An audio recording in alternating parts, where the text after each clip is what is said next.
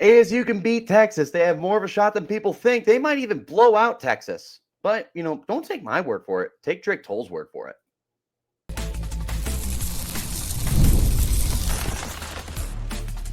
You are Locked On Sun Devils, your daily podcast on the Arizona State Sun Devils.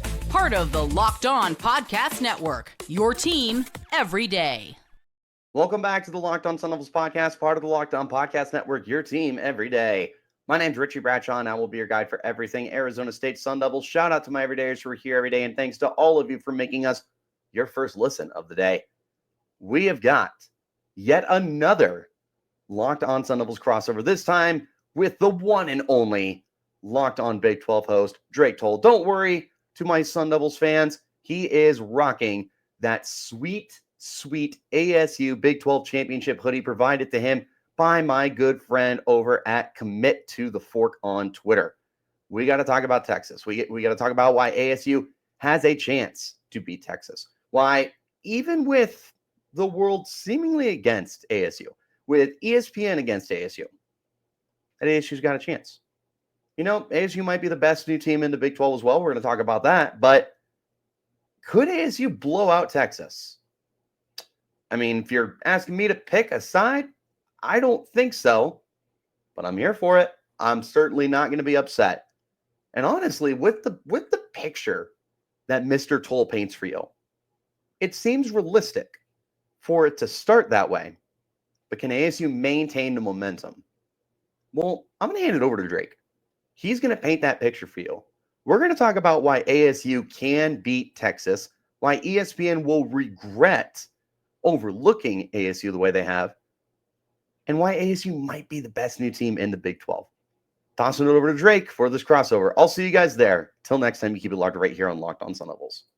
The college football playoff and blowouts. Those two things are synonymous, and there is a real path that Arizona State finds itself blowing out Texas. This is a Locked On Big 12, Locked On Sun Devils crossover.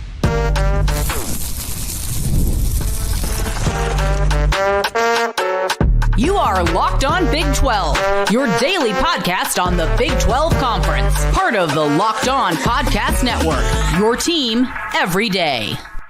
Happy Tuesday, everybody. Welcome into Locked On Big 12 and Locked On Sun Devils. Thank you for making these two shows your first listen every single day. I'm Drake Toll from America's #1 Big 12 podcast, Locked On Big 12. That's Richie Bradshaw talking all things Arizona State every day. If you hit subscribe, we get to keep our jobs. And Arizona State has a path to blow out Texas. That might sound like, oh, he's just going to be blowing hot air off my skirt. No, I've got it mapped out here, and it's actually pretty simple. Also, college football, ESPN, they're out on Arizona State. They don't think the Sun Devils have a chance. Let's talk about how that network continues to spite us, and if it's fair, if what they're saying is true. Also, BYU, Cincinnati, Colorado, Utah, Arizona State proves it might be the best new addition to this conference. Let's start right there with the college football playoff, though, in this Texas game. Richie Bradshaw, picture.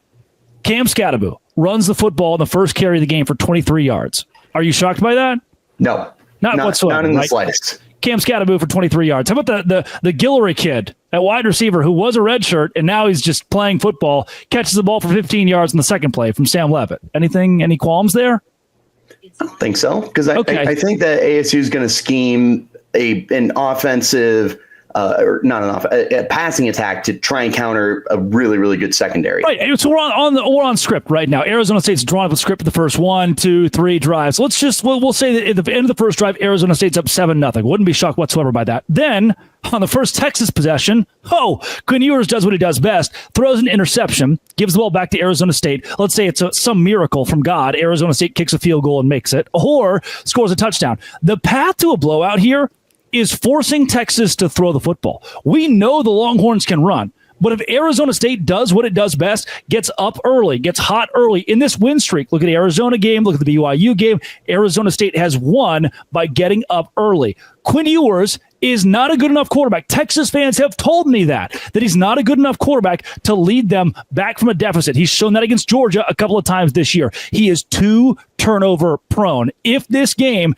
is a 7, 10, 13, 14 point lean toward Arizona State early, it's over.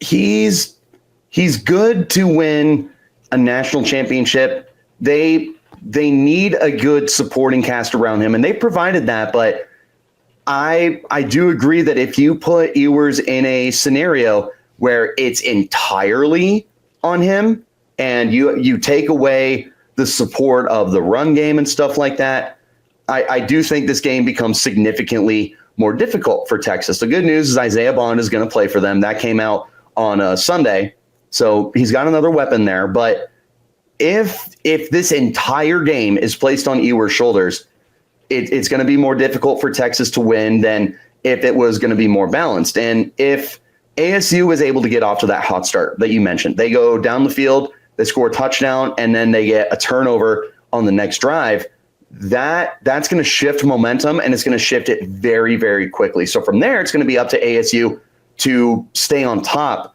of that momentum. They can't let it go at any point, because me and you, look, we're not Texas fans. We don't pretend to be Texas fans, but they're a good team. And if you allow them to stay in this game, it's going to be tough. And I do think there's a path for ASU to win a close game anyways. But to get the blowout that you're hoping for, I would love it. I would manifest it. They have got to make the most of every single situation that arises for them. So those turnovers, those can't be missed drives. You've got to get points on those drives. Any extra opportunities, short field position, turnover on downs, whatever it might be, you just have to make the most of those opportunities. And we know ASU can score. We also know Texas has an elite defense. We'll see what happens, but Sam Leavitt is playing as hot as any quarterback in college football right now. Texas fans got mad at me when I said this. I'll continue to double down on it, though. Sam Leavitt is definitively better than Quinn Ewers. Yeah, well, look at the stats. Those two numbers and the stats across the board. Quinn Ewers, 376 passes this year. He's thrown the ball 376 times. Sam Leavitt, 304. About a 70-pass difference there, and Leavitt is within 200 yards of Ewers. Leavitt, 24 passing touchdowns, Ewers 26. Quinn has thrown 10 interceptions to Sam Leavitt, a true sophomore's 5. And then Texas doesn't have a running back with more than 1,000 yards rushing or more than 5 touchdowns. Cam Skattebo has 19 touchdowns, 1,500 yards, and he didn't even play the entire season. And then in the receiving category, Texas doesn't have a receiver over 1,000 yards receiving. I don't understand how they got where they got, aside from two things. One, a good defense. Two, a terribly easy SEC schedule. The only teams they played this year, they have no ranked wins. The only teams they played this year that were good were Georgia, twice. And they lost both of those football games. And the only ranked win you could give them is Clemson. And Clemson limped their way to a playoff by beating SMU, which is the same thing BYU did. I don't think, Richie, after seeing Texas for the last 14 years only win one Big 12 title, when Kansas State or Baylor or TCU are ripping those off, that I'm scared at all of the Longhorns in this game. You can be scared if you want if you're an Arizona State fan, but I've seen this song and dance. I've watched Texas. I've covered the Big 12 long enough to know that when the lights get brightest, Texas, the same as Richie. Do you think there's a large gap between last year's Washington team and this year's Arizona State team? Because I don't. And that Washington team went and beat Texas in the college football playoff. This ASU team is far more talented than Texas fans are giving them. First and foremost, I've had them running through my comments, and rightfully so. When I stir the pot on my podcast, I want you to flood my comments the same way that if someone else is talking ASU smack, I want you to flood their comments. It's part of sports and everything. Yeah. But there are a lot of Texas fans that are completely dismissing this ASU team. They don't belong on the same field, all this, that, and the other. ASU is way more talented than they are willing to give them credit for. The second thing that has really upset Texas fans that I have said, and I stand firm on this, they have not played up to the absolute potential they have. From top to bottom, best kid to worst kid on that roster, starting to back up on that team across every position. That's one of the best rosters in college football. They should be able to waltz their way to a national championship, but they've not played up to that level. You can look at the scores, like they win by double-digit points on the vast majority of their games, but I feel like looking at that team and looking at a soft SEC schedule, they should have been winning the majority of their games by 20 plus points. And I don't know that a Texas fan can look me in the eyes and tell me that they have not played to the best ability of that roster, which brings up some questions about whether or not they're going to unlock everything against ASU. Yeah. And suddenly everything clicks. This is a driven Texas team, because I know that the SEC has not welcomed them with open arms. There's been some growing pains for sure, but there's a difference between a team that has always been expected to be elite and an ASU team that had absolutely zero expectations going into this year. And yeah, it's just they're very much overlooking this ASU football team. It's much better than they think, and there's I tell you a 90% chance, even if ASU loses this game, which is possible, I just don't see very many scenarios where they don't cover 13.5 points, according to our friends over at FanDuel. That's a massive line. Yeah. ASU will play a tight game. House money. They're with house money. Coming up, the ESPN college football, they're rooting against Arizona State. This is Locked On Big 12 and a Locked On Sun Devils crossover, part of the Locked On Podcast Network, your team every day. Today's show is brought to you by Rocket Money. Look, I was 23 years old. I don't really know what to do with my money. I was just like, okay, it's there. I'm paying for a bunch of subscriptions from Netflix to Premiere Pro to Canva to work stuff, and I'm paying for too many of them and some of them twice. And Rocket Money helped me stop doing that. I have subscriptions that I didn't even realize I was still paying for. Rocket Money is a personal finance app that helps you find and cancel unwanted subscriptions. You go to rocketmoney.com/lockedon today to fix that. Rocket Money has over 5 million users, has saved a total of $500 million in canceled subscriptions, saving members up to $740 a year when using all the app's premium features. For me, that's it. It's the subscription tracker that makes things so much easier. And they have their goals they can help you set financially to keep you stable in the future. Cancel unwanted subscriptions. Reach your financial goals faster with Rocket Money. Go to rocketmoney.com/lockedon. rocketmoney.com/lockedon. rocketmoney.com/lockedon. Visit them today. Richie Bradshaw of Locked On Sun Devils. Does it feel like ESPN and really every major talking head in college football has counted Arizona State out? Yes, definitively. 100%. Is that expected, and is it deserved? Yes to both of them. It's expected because ASU, like we mentioned right before the first break, no one expected them to be at this point. ASU fans didn't expect this. We were hoping year 3, year 4, we'd be really competitive and everything. And ASU's expectation for football as fans is we want to go to good bowl games every year. 8, 9 to 10 win seasons is expected here. The sleeping giant that we've talked about forever, when it wakes up, we're going to be title contenders. And we're closer to that than we thought we were going to be. And it's going to take some time for a lot of other people to understand how good ASU can be and how quickly they are getting to that mark. So now you're in the college football playoff, and there's a lot of teams that don't believe you deserve to be there. And there's a lot of pundits and talking heads and TV shows and websites and podcast hosts that don't believe ASU deserves the spot, and certainly that ASU doesn't have a chance in this game. That's all fine and dandy, and I don't blame you for thinking that. But with that being said, that's not the way you should be looking at this game. This is a better team than people realize. I talked a lot on my show about how this is a team that's playing with a lot of passion and borderline the power of friendship and stuff like that. But there's a lot of really, really good players on this team. And it's a team that can go blow for blow with even some of the best teams in college football. I've said many a times, there's not a single team in the playoff that ASU is going to look at right now and go, yeah, we can't beat them. Texas, they're going to go, we can beat them. Oregon, Ohio State, Penn State, whatever. ASU is going to look at those teams and they're going to go, yeah, of course we can beat them. Why wouldn't we be able to?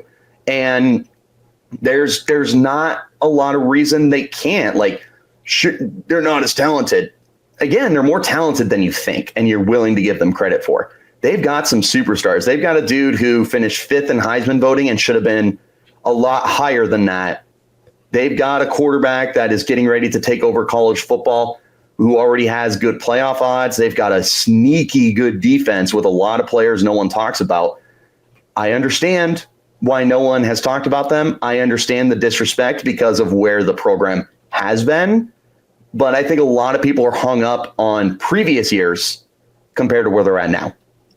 Kenny Dillingham is I don't want to put this. He's not like a Amazing. Lane Kiffin on amazing. Yes. He's not a Lane Kiffin on social media, but he's young. And you know that he's very in tune with headlines. He's very in tune with, he knows who Kirk Herbstreit is, right? He's got the TV on. I can guarantee you that. And there are BYU fans or Baylor fans or Texas Tech fans that just can't stand the guy because he is, to me, a Kim Mulkey, right? When they're in your camp, you love them to death.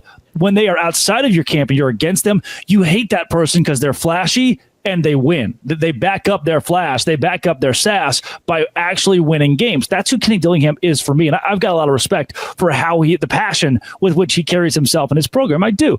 And that being said, does he use this as a message to his team, being counted out as a message? I mean, he's a master motivator. How big of a piece does that play in this?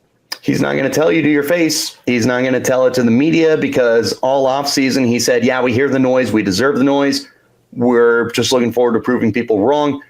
If you think for a second that that's not plastered all over the locker room, either figuratively or literally with headlines and video clips of people discounting ASU, you'd be wrong. I mean, that's one of the fiery emotions that has started for this team is because of everyone counting them out and everyone overlooking ASU and, quite frankly, disrespecting ASU. And again, I understand because of where they are at, but at this point, you got to acknowledge where they are currently.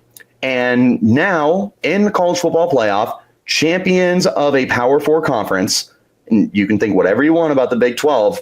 I don't care. It's still a really good conference that stacks up with other conferences from top to bottom, like the Big 10. Neither here nor there, though.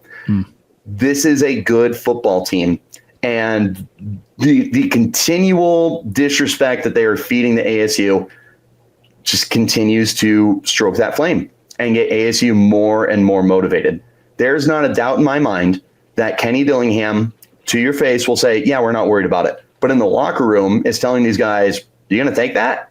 Are you just going to listen to Kirk Herbstreit talking smack about your team and you're not going to do anything about it? Better step up. You better get ready for this game. Like, he is absolutely one of the driving forces for this team to motivate them, and we can thank the media for that. I'm going to ask you a tough question here. I don't want to pin you, but there have been so many, even Utah fans, specifically Utah fans, who have come out against the Big 12 or talked about how the Pac-12 is a better situation. Is media different between the Pac-12 and the Big 12, or would Arizona State have been treated the same if they were still in that conference? I think they would have been treated worse. Okay. The Pac-12 just never had the respect. And a lot of it is because they play night games and blah, blah, blah, like Pac-12 After Dark. And the Big 12 got to inherit some of that this year. And I hope that fans appreciated that because we can't play football games in 115-degree weather out in Arizona. Come on, we got to play a little later when it's not as hot. But the Pac-12 never got the respect that they deserved. Even in the primes of Oregon and Stanford and that rivalry that they had, it got some attention, but not nearly the amount that some of your other major rivalries get. And Washington, when they had that magical run, their first playoff appearance where they got smacked by Bama, admittedly, but there just was not a lot of respect that was placed on the Pac-12. I thought going from the Pac-12 to the Big 12 would be a drastic upgrade. And it turns out the Big 12 is just as disrespected, but it's still more respect than ASU would have gotten. And at least that partnership with ESPN was helpful to have more people at least know who ASU is, because nobody had the Pac-12 network because no one carried it. So it was a much better situation to go to the Big 12. Yeah. Richie, really quickly here in 30 seconds or so, is for you and for Arizona State fans, is this an opportunity to introduce the world to who the Sun Devils are? Big time. And when I made a podcast last week and I said this is a dream matchup for ASU, Texas fans interpreted that as, oh, they think they're going to waltz all over us. Nope. This is a dream matchup because this is a blue blood program and one that everyone is expecting to be a national contender. If you beat them, you're going to let the world know, oh, crap. Yeah, ASU is here. They're here to stay. That's why this is the dream matchup for you. I couldn't have dreamt up one better. Like Oregon, Ohio State are right up there. Texas, that's the one. Yeah. Coming up, the Arizona State Sun Devils have a legitimate case for being the best new addition to the Big 12. I know Utah or BYU or Cincinnati or UCF are going to cry by the Colorado, but they've gone to the college football playoff first. They of all of the 8, that distinction goes to Arizona State. Let's discuss that with Richie Bradshaw here on a Locked On Big 12. Locked On Sun Devils crossover, part of the Locked On Podcast Network, your team every day.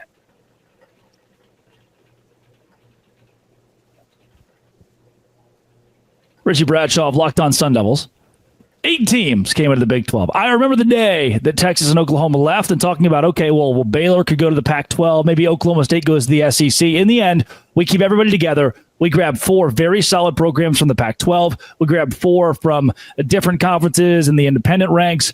BYU fans would tell you they're number 1. Utah fans would say, hey, we've won 2 Pac-12 championships. We're the best addition. UCF has the recruiting base in Florida, and Colorado has Deion Sanders, and Cincinnati or Houston, or as we talk about these new teams that have been added to the Big 12, Arizona would tell you they're better than Arizona State.